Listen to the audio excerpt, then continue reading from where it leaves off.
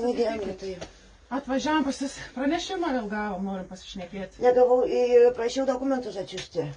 Nieko neatsiuntė, 20 dienų praėjo. Kokiu 20 dienų praėjo? Prašiau, kai buvau atvažiavus.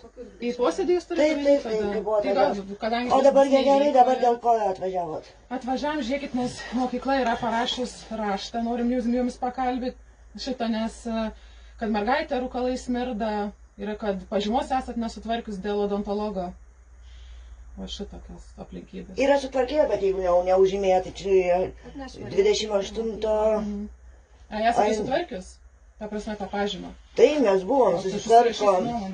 Mes susitvarkėm į darželį, bet aš su jumis atsisakau bendrauti be savo, be teisininkų, be dar kažko. Tai ir prašau išeiti. Mes tada norėtume išėti.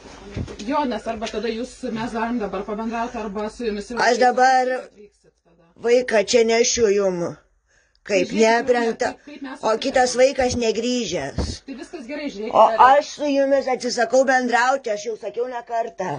Tai gerai, žiūrėkit, o jūs atvyksit pas mus į skyrių ar...